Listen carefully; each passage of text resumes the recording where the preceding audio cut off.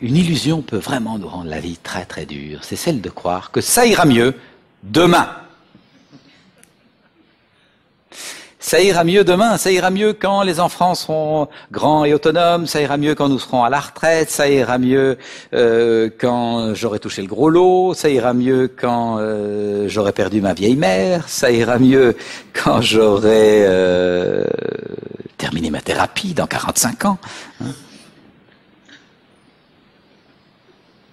C'est juste intéressant de voir cette habitude que nous avons à remettre à demain. J'ai été frappé dans mon enfance par le fait que ma mère avait conservé dans un placard un magnifique service en cristal, quelques verres d'une tablée de verres en cristal, cadeau de mariage de sa propre grand-mère.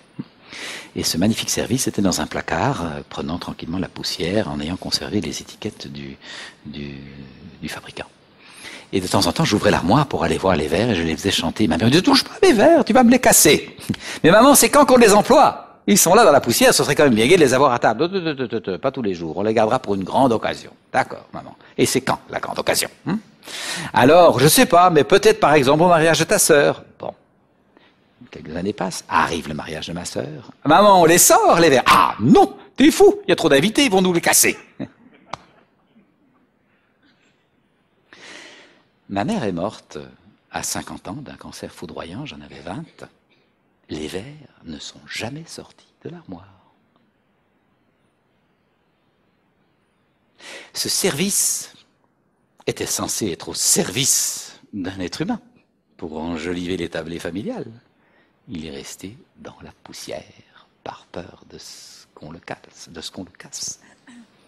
Alors je nous invite juste à voir, et c'est là la métaphore. C'est quoi ce beau service en cristal qui est dans votre cœur, dans le placard de votre cœur, et que vous gardez parce que vous avez peur qu'on vous le casse, mais qui risquera de ne réjouir aucune tablée si vous ne le mettez pas tout tard au grand jour?